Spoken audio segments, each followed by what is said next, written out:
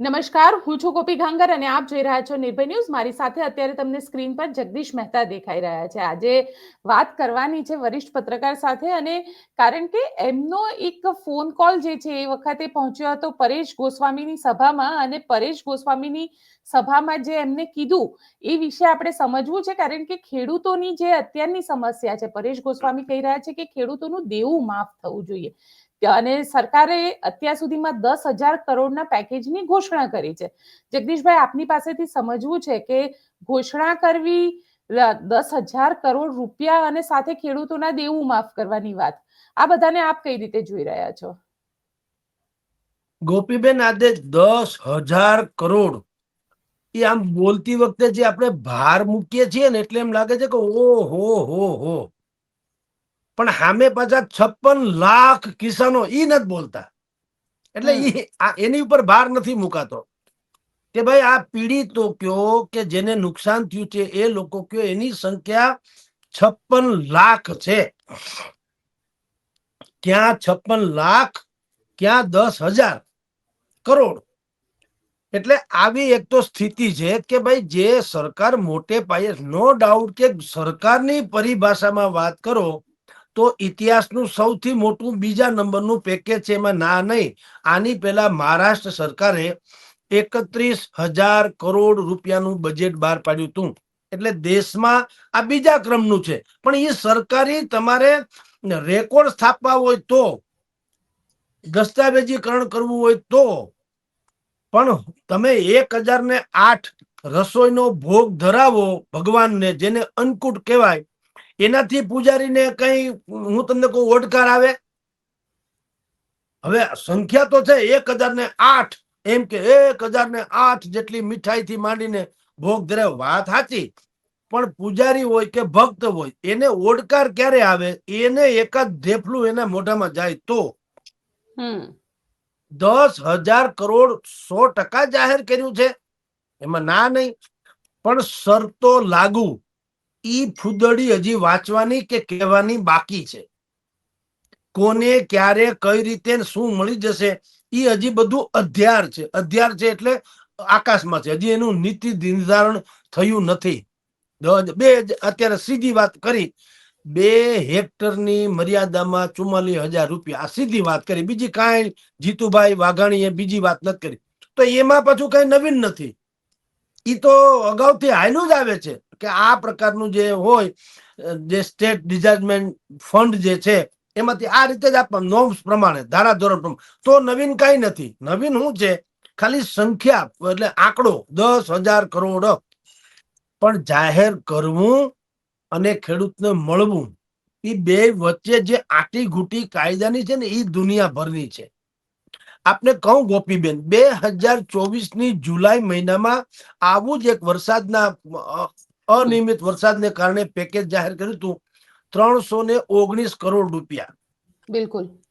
ઈ જ વર્ષમાં પાછું ઓગસ્ટમાં ડખો થયો, 1,450 કરોડ રૂપિયા આપ્યા. બે ભેગા થાય તો 1,769 કરોડ રૂપિયા સરકારે જાહેર કર્યા હતા. હરામ બરોબર કોઈને પાવલું મળ્યું હોય તો લ્યો, હવે આ જાહેર કર્યાનું શું થયું મને કયો?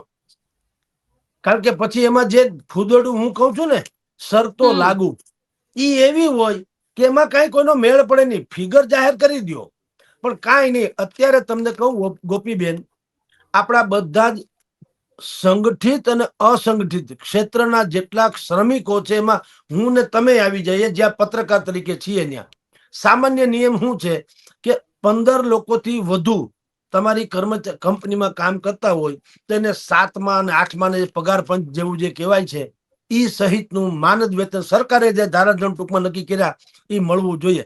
ચાની રેકડીથી માંડીને આપણા પ્રેસ સુધીમાં હંધાઈ નોકરી કરે છે, મળે કોઈને પાવલું? એ સરકાર ઉલ્લુ બનાવી દે, આપણા માલિકો આપણને ઉલ્લુ બનાવી દે, આપણા રાજીનામા લઈ લે, પછી આપણને ખાલી કોન્ટ્રાક્ટ ઉપર રાખે કે ભાઈ અમારો કાયમી કર્મચારી નથી, એટલે ઢહડો કાયમી અને પાવલાની પેદાની ઘડીની નવરાની, એવું થાય છે કે નહીં? બિલકુલ. આ ઈ સ્થિતિ છે. સરકાર જાહેર કરી દે છે, બધી વાત સાચી, પણ ઈ ખેતર સુધી પહોંચે છે ખરું? ઈ જે ખાતેદારને નુકસાન થયું છે ખાતેદાર સુધી બરાબર બિલકુલ પહોંચ્યું ને એને ઓટકર આવ્યો ખરો કે હા સરકારે મારી ધ્યાન રાખ્યું, તો બીજો ક્યાં પ્રશ્ન જ છે. એટલે મેં ગઈકાલે એક અન્ય ટીવી ડિબેટ ચેનલોમાં હતો, મેં કીધું બેન કે આપણે ડિબેટ કરીએ સરકારને કડવું લાગે, કોંગ્રેસ કરશે સરકારને કડવું લાગે, આમ આદમી કરશે કોંગ્રેસ ભાજપ ઓલા સરકારને ખરાબ લાગશે, ભાજપ બોલે છે તો આખે જગતને ખરાબ લાગે છે કે તમે તો બોલતા જ નહીં. તો વાસ્તવિકતા કીધું બેન શું છે, આનો નિવેડો ઈ છે, તમે ખેતરે ખેતરે આમ આપણા મોબાઈલ આપણે લઈને જાઓ ટીવી ના આપણે ભૂંગળા, હું મારી ભાષામાં કહું ખેતરે ખેતરે, એટલે કે જે પીડિત કિસાનો છે એને પૂછો ભાઈ 10,000 કરોડનું છે, તમને ગમ્યું કે નહીં, હા કે ના. હવે ફાઇનલ ઓથોરિટી તો ઈ છે ને લાભાર્થીઓ.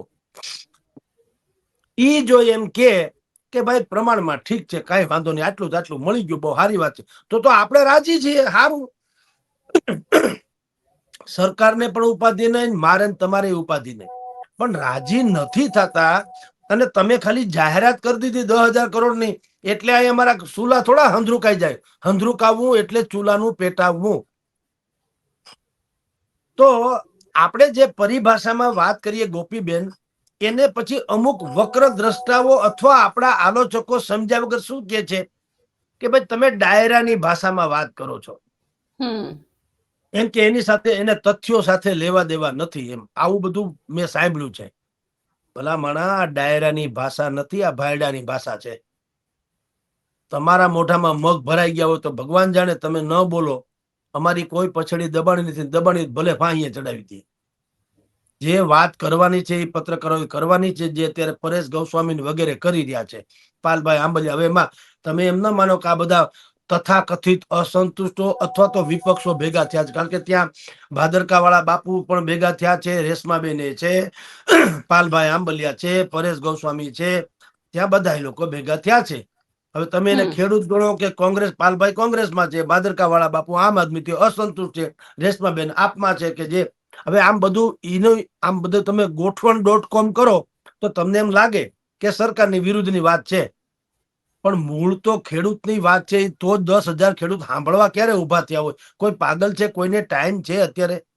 હું ને તમે એકબીજાને મરી પડીએ તો મહેમાન થવા તૈયાર નથી, એટલી બધી ઉપજણમાં લોકો મૂંઝવણમાં હોય છે. હગાવાલા એકબીજાને ત્યાં જવા તૈયાર નથી, 1760 કામ હોય છે. તો કોણ તમારી ત્યાં આવીને આટલું બધું ગોકીરો સાંભળવા? જો ખોટું હોય તો હોય. વાસ્તવમાં એવી વાત છે બેન કે મુશ્કેલી તો છે ને છે. તો સરકારે, આપણે એટલું જ કહીએ છીએ કે જે રીતે તમે લોકો ઉદ્યોગપતિઓના દેવા માફ કરો છો ને, એને આ લોકો પરિભાષા કેવી વાપરે છે. નિર્મલા સીતારામન આપણા નાણામંત્રી છે, એને શું કીધું કે ભાઈ આ બધા ખોટું બોલે છે. કોણ? આલોચકો ખોટું કઈ રીતે બોલે કે ભાઈ અમે કોઈના દેવા માફ કર્યા નથી, અમે તો રાઇટ ઓફ કર્યા છે. તો હવે ઈ તો અધ્યાર વાત રહી. રાઇટ ઓફ એટલે શું? રાજા રામ જાણે, 90% ટપો નથી પડતો કે રાઇટ ઓફ એટલે શું. તો ઈ પાછા સમજાવતા નથી રાઇટ ઓફ એટલે હું. ખરી વાત ઈ છે બેન, રાઇટ ઓફ એટલે ચોપડા ઉપર બોલે પણ આવવાના નથી. આપણા વડીલોના ફોટા હોય, સ્વર્ગસ્થ વડીલોના, આપણે કહીએ છીએ કે આ મારા, આપણે પગે લાગીએ છીએ, બધી વાત સાચી, વડીલ છે એટલે, પણ ઈ જીવતામાં ફોટામાં ફેર નહીં. બિલકુલ આટલો ફેર છે રાઇટ ઓફમાં. આવવાના તો છે જ નહીં. ખાલી ચોપડા ઉપર જગદીશભાઈના પૈસા માફ નથી કર્યા એ બોલતું રે, પણ જગદીશભાઈના પૈસા પછી આવવાના આજની ને કાલે હોય તો હજી ઠીક, આવવાના તો છે નહીં. ફોટા ઉપરથી વડીલો કોઈ દી આવવાના છે બહાર? નહીં. આપણી શ્રદ્ધા છે એ જુદી વાત છે.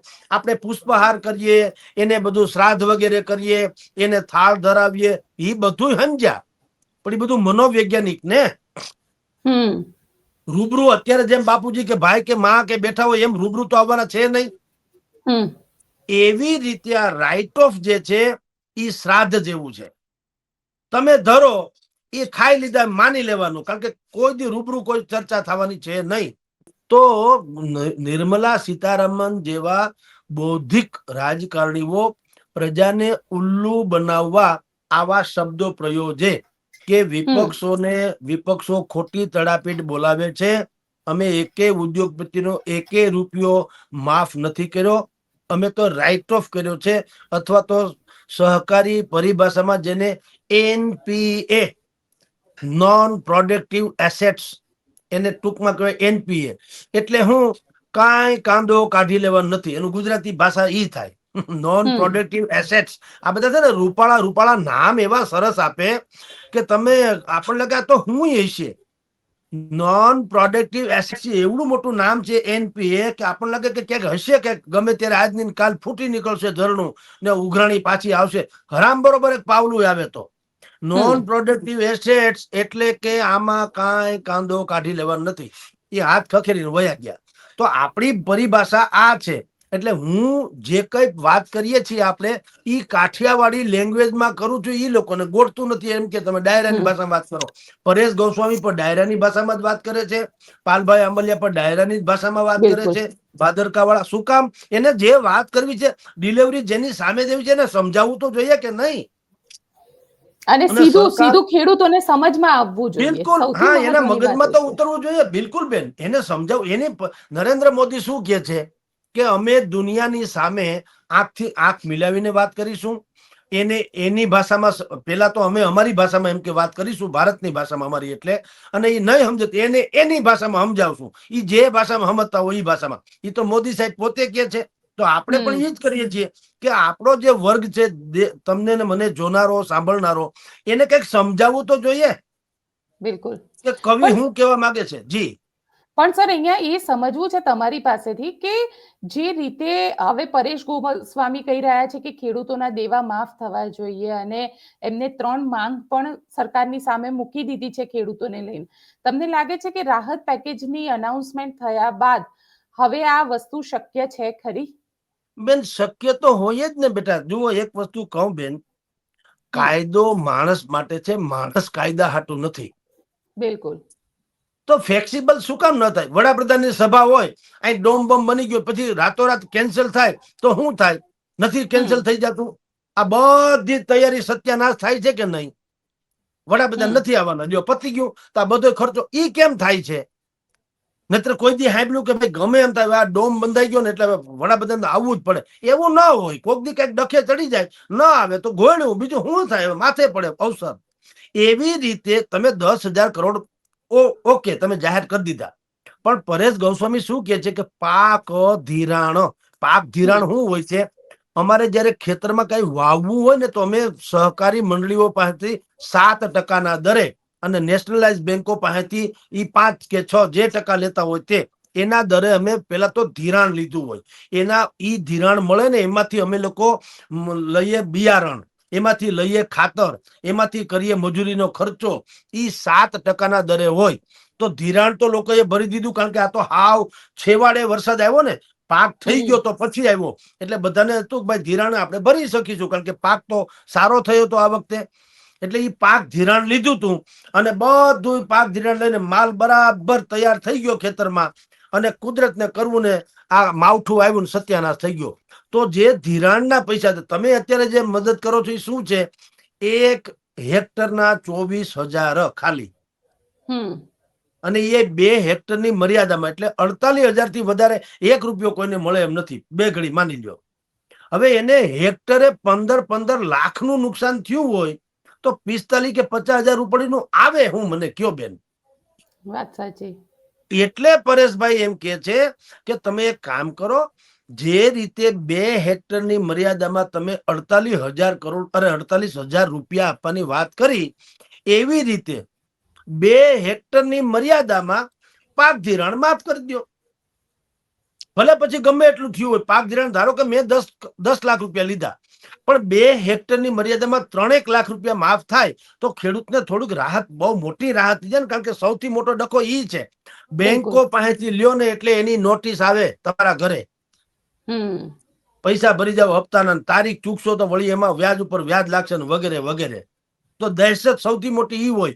અહીંયા નુકસાન થયું, ઈ મજૂરને કઈક બીજી રીતે સમજાવી શકાય, ઘઉં બાજરો અવળ હવળ એકબીજાને દઈને રોટલા કાઢી શકાય, એ બધું સમજ્યા. પણ બેંકનો કાગળિયા છે, એ તો કોઈ હિસાબે તમારી આબરૂ બાબરૂ કઈ લે નહીં. તો તમારા મહેમાન બેઠા હોય તો નોટિસ તો ફટ કરીને આવે, લાવો અમારા કાવડિયા. એને ક્યાં ખબર છે કે અહીં ખરખરા હાલે છે? હમ એટલે પાક ધિરાણ પણ 2 હેક્ટરની મર્યાદામાં 3 લાખ રૂપિયાનું થાય છે. એક તો ઈ દઈ દેવું જોઈએ એવું ઈ વાત છે. અને બીજું કે જે અગાઉ સરકાર છે ને, આમાં એવું છે, અમુક વાત કરે ને અમુક નથી કરતા.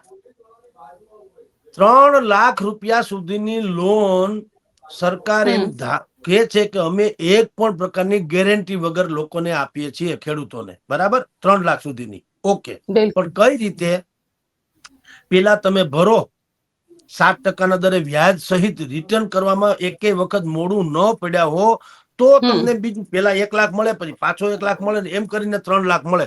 પણ 1 લાખ રૂપિયાનું ધારો કે મેં લોન લીધી તો એકેય હપ્તો ચૂકા વગર મેં ઈ ભરપાઈ કરી દીધી હોવી જોઈએ, તો મને વધારાના 2 લાખ મળે. એમ કરીને ટોટલ 3 લાખ રૂપિયા મળે. અને પછી સરકાર શું કે છે?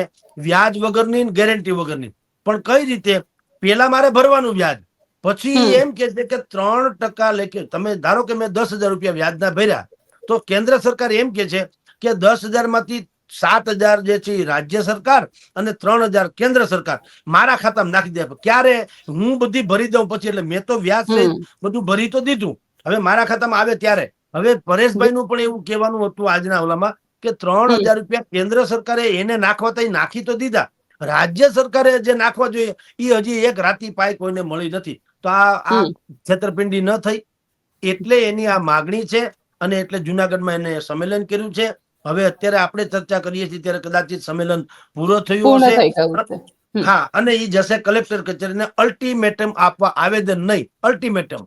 આ છેલ્લા 10 દિવસમાં તમે આ નિર્ણય કરો, કે જે કોઈ તારીખ આપી હોય તે નિર્ણય કરો, નહીતર અમે આંદોલન કરીશું. એ જે બિલકુલ. ન્યાયતંત્રમાં કે આપણે લોકતંત્રમાં અધિકાર છે બધાનો. જી સર, આપ અમારી સાથે જોડાયા તેના માટે આપનો ખૂબ ખૂબ આભાર. જી નમસ્કાર બેન. તો આપ શું માનો છો? મને કોમેન્ટ બોક્સમાં ચોક્કસથી લખીને જણાવજો. અને અમારી ચેનલ નિર્ભય ન્યૂઝને લાઇક, શેર અને સબસ્ક્રાઇબ કરવાનું ભૂલશો નહીં. આભાર.